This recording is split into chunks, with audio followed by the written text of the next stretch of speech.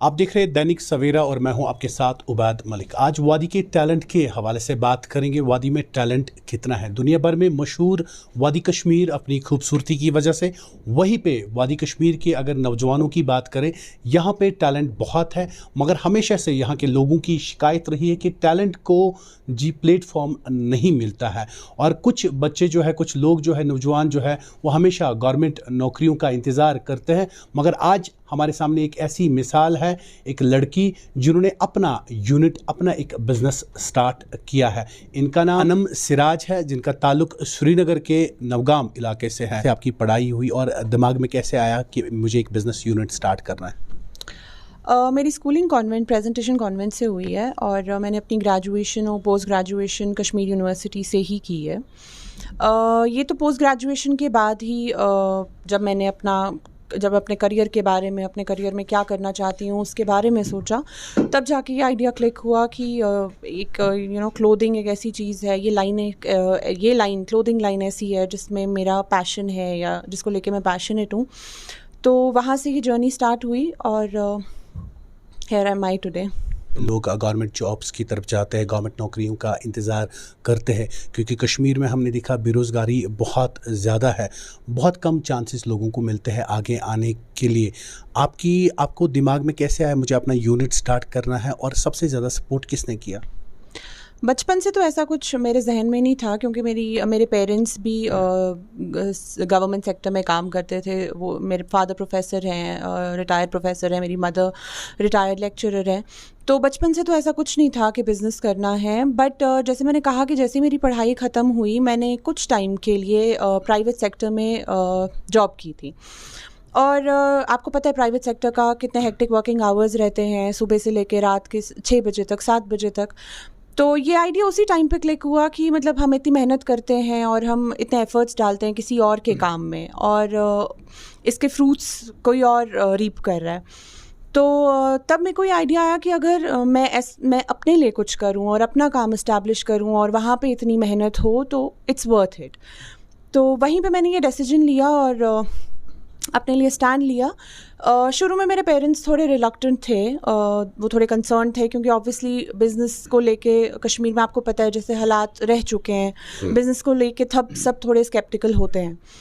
But अल्हम्दुलिल्लाह ऐसा नहीं है कि उन्होंने सपोर्ट नहीं किया, मेरे डिसीजन को पूरी तरीके से सपोर्ट किया। और ग्रेजुअली फिर अल्हम्दुलिल्लाह स्टेप बाय स्टेप सब कुछ हुआ। हम जब ख़वातीन की बात करते हैं, ख़वातीन को बहुत कम मौका मिलता है आगे आने के लिए, क्रिटिसिज्म बहुत होता है, आगे क्यों आई, घर में बैठना था।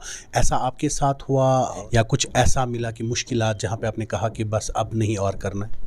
देखिए, मैं एक बात बताऊंगी कि जब एक औरत काम करना चाहती है तो मुझे लगता है एक इमीडिएट जो सपोर्ट जहाँ से मिलता है वो आपकी फ़ैमिली होती है। जब आपकी फ़ैमिली आपके सपोर्ट में है तो बाहर सोसाइटी क्या कह रही है या 4 लोग क्या बात कर रहे हैं, उससे आपको थोड़ा कम फ़र्क पड़ता है।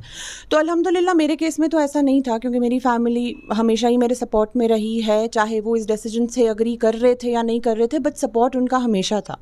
बट ऐसा भी है हमारी सोसाइटी में जहाँ लड़कियाँ अपने करियर को अपने हिसाब से चूज़ करना चाहती हैं और उनको ये मौका नहीं दिया जाता है। उनको इस चीज़ में उनकी इमीडिएट फैमिली ही सपोर्ट नहीं करती है, और मैंने ऐसे केसेस देखे भी हैं। तो मुझे लगता है उनके लिए तो बहुत मुश्किल है, बट अल्हम्दुलिल्लाह मेरे केस में ऐसा नहीं हुआ। फैब्रिक्स के यहाँ पे बहुत सारी शॉप्स है, आपने कैसे दिमाग में आया कि फैब्रिक्स के साथ ही करना है और आप ही से लोग परचेज क्यों करें? आपके पास ऐसा डिफरेंट क्या है, इस आपके आउटलेट में डिफरेंट क्या मिलेगा लोगों को? से ही कस्टमाइजेशन, क्लाइंट कस्टमाइजेशन हमारा मेन फोकस रहा है। जहाँ आप देखेंगे बहुत सारे स्टोर्स हैं जहाँ पे आपको रेडी टू वेयर मिल जाता है, मगर ये आजकल लोग कस्टमर्स अपने हिसाब से आउटफिट्स डिज़ाइन भी करवाना चाहते हैं, बनवाना भी चाहते हैं। तो हमारा मेन फोकस, जो हमारा एक एज है over other businesses, it is customisation, client customisations according to clients. तो दैट हैज़ हेल्प्ड अस। और दूसरी बात रही प्राइसेस की। Prices start from a very genuine range. जो हमारा ये स्टोर है जो जवाहर नगर का, this is exclusively a bridal line, जहाँ पे आपको ज़्यादा ब्राइडल और पार्टी वेयर मिलेगा। तो we have tried to keep the prices very genuine. इतना बड़ा इन्वेस्ट करना, यूनिट खड़ा करना, अपने ये दिमाग में रहा, क्योंकि कश्मीर में पहले की बात करें ना, मसाइल हालात रहते थे, इन्वेस्टमेंट करने से लोग डरते थे कि इन्वेस्ट करेंगे फिर पता नहीं वो पैसा जनरेट कर पाएंगे, बिजनेस चलेगा, यूनिट को कोई प्रॉब्लम तो नहीं होगी। क्या आपके दिमाग में ये सारे सवाल थे? ये सवाल तो शुरू से ही थे। मैंने अपना काम 2016 में स्टार्ट किया है। 2016 से लेके आई थिंक 2020 तक, या जब तक भी ओवर एंड ओवर अगेन हमारे यहाँ पे हालात थोड़े से नासाज ही रहे हैं। तो जब मैंने ये काम शुरू किया 2016 में, जैसे मैंने आपको बोला, मैंने काम शुरू किया और उसके बाद ही 2016 का अनरेस्ट हुआ, तो दैट वाज अ प्रॉब्लम, क्योंकि मैंने नया नया काम शुरू किया था और मैं I was not really sure कि मैं इसको कर पाऊँगी या नहीं कर पाऊँगी। मगर ग्रेजुअली आई थिंक मेरा will power, I am a bit strong, और मेरी determination, if I decide to do something तो मैं वो कर लेती हूँ। मेरी डिटर्मिनेशन इतनी थी कि मैंने I came across all the obstacles. में बहुत ज़्यादा टैलेंट है, यहाँ की ख़वातीन में बहुत ज़्यादा टैलेंट है। हम वुमेंस एम्पावरमेंट की बात करते हैं, ख़वातीन को सामने आना चाहिए, आगे आना चाहिए, सबको काम मिल के करना चाहिए। जब हम सबकी बात करते हैं, जब हम यहाँ के टैलेंट की स्पेशली बात करते हैं, टैलेंट बहुत है, ख़वातीन खास करके सामने आने से डर। तो रीसेंट ट्रेंड देख रही हूँ हमारे कश्मीर में और स्पेसिफिकली श्रीनगर में, वुमेन एम्पावरमेंट पे बहुत ज़्यादा फोकस है, और मुझे लगता है शायद यही रीज़न है कि औरतें, लड़कियाँ सामने आ रही हैं, चाहे छोटे छोटे वेंचर्स ही स्टार्ट कर रही हैं, छोटे छोटे बिजनेसेस ही स्टार्ट कर रही हैं, मगर लड़कियाँ सामने आ रही हैं। और आप रिसेंटली अगर आप देखेंगे, ये ट्रेंड स्टार्ट हुआ है कि मुझे लगता है जो न्यू स्टार्टअप्स हैं जो अभी आपको इर्द गिर्द देखने को मिलेंगे, उसमें से मुझे लगता है मेजॉरिटी फाउंडर्स और ओनर्स आर गर्ल्स।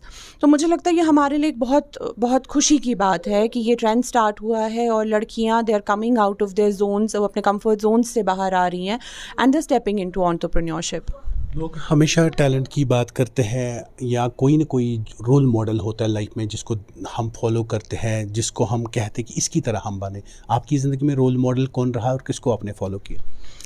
बिज़नेस के हिसाब से तो मैं बोल नहीं सकती, क्योंकि मैंने अपनी फैमिली में कोई बिजनेसमैन वैसे देखा नहीं है। My grandfather and my paternal uncles were into business. मगर अगर पूरी ओवरऑल लाइफ को हम नज़र में रखेंगे, my parents have been my role models. मैंने अपने फादर से ऑनेस्टी, इंटीग्रिटी, लाइफ में डिसिप्लिन, अपनी मदर से, जो कि एक औरत होने के नाते मैंने उनसे सीखा है आप कैसे सोसाइटी में अपना एक स्ट्रॉन्ग हेडेड वुमेन बन के जी सकते हैं और अपने लाइफ के जो भी आपके गोल्स हैं उनको अचीव कर सकते हैं। यूनिट को आपने स्टार्ट किया, कितने लोग आपके साथ और एंगेज हो गए? जब हम कहते हैं कि अनएम्प्लॉयमेंट को ख़त्म करने की बात आ रही, आपको छोटे छोटे यूनिट स्टार्ट करने पड़ेंगे, तो आपके साथ आपके पास कितने एम्प्लॉयज़ और काम करते हैं, और आगे आने वाले फ्यूचर में आपके प्लान्स क्या हैं? अभी करंटली अल्हम्दुलिल्लाह around 25 to 28 people are working with me. और उसके अलावा ऐसे भी लोग हैं जिनको हम काम आउटसोर्स करते हैं, मतलब एम्प्लॉयमेंट उस हिसाब से भी जनरेट होती है। जो मेरे साथ इन पर्सन काम करते हैं, they are around 25 to 28 people. और इंशाल्लाह अब ये स्टोर भी हमारा स्टार्ट हुआ है, मेरा एक और स्टोर राजबाग में है। तो ऑब्वियसली जितना ज़्यादा हमारा जितना काम बढ़ता जाएगा, हमारा बिजनेस जितना फ्लरिश करेगा, हम भी एम्प्लॉयमेंट उतनी ज़्यादा जनरेट कर पाएंगे। कश्मीर में बहुत सारी ख़वातीन हैं जिनके पास टैलेंट है, खासकर अगर फॉर फ्लंग एरियाज़ की भी बात करें, वहाँ पे भी टैलेंट बहुत है, मगर प्लेटफॉर्म नहीं मिलता है, वो एज नहीं मिलता जिसके इंतज़ार में लोग या तो गवर्नमेंट नौकरी के इंतज़ार में होते हैं, वहाँ पे टाइम वेस्ट होता है, या तो लोग सोचते हैं हम कुछ करें, या जो लोग सामने नहीं आते हैं। तो आपको क्या लगता है, ये वक्त है कि ख़वातीन को भी सामने आना चाहिए? मुझे तो लगता है दिस इज़ हाई टाइम कि एक औरत को सामने सबसे पहले इंडिपेंडेंट होने के लिए अपने लाइफ में एक स्टैंड लेने के लिए सामने आना चाहिए। क्योंकि आप लाइफ में कुछ करें ना करें, मुझे लगता है फिनेंशियल इंडिपेंडेंस और एक अपने प्रोफेशनल लाइफ में इंडिपेंडेंस होना बहुत इम्पॉर्टेंट है। टैलेंट की हमारी जगह पे कोई कमी नहीं है। हमारे ये बहुत सारी हैंड एम्ब्रॉयडरीज़ वगैरह होती हैं, बहुत सारे लड़कियां फार फ्लंग एरियाज से हैं जो वो काम करते हैं, उनके पास इतना ज़्यादा स्किल है, वो इतने ज़्यादा स्किलफुल हैं, बट यही है कि कहीं ना कहीं एक झिझक है। और मुझे लगता है कि ऐसे अवेयरनेस प्रोग्राम्स होने चाहिए, ऐसे एंटरप्रेन्योरशिप पे ऐसे प्रोग्राम्स होने चाहिए जो इन फार फ्लंग एरियाज़ में भी लोग जा सकें और उनको इस सब के बारे में, इसकी एडवांटेजेस के बारे में बता सकें। बहुत बहुत शुक्रिया बात करने के लिए। कि अब टाइम वो आ गया जहाँ पे हमारी ख्वातीन को सामने आना चाहिए और इस वादी कश्मीर के लिए कुछ करना चाहिए, क्योंकि अक्सर बेशतर लोग क्या करते हैं, गवर्नमेंट नौकरीज़ का इंतज़ार करते हैं जहाँ पे वो अपना टाइम वेस्ट करते हैं। ये टाइम है कि आप अपना छोटा मोटा यूनिट एक स्टार्ट करें, मगर हिम्मत, जब इंसान हिम्मत करता है, हौसला रखता है, तो सब कुछ ज़िंदगी में पॉसिबल है। कैमरामैन साहिल फिरदौस के साथ मैं उबाद मलिक, दैनिक सवेरा के लिए श्रीनगर से।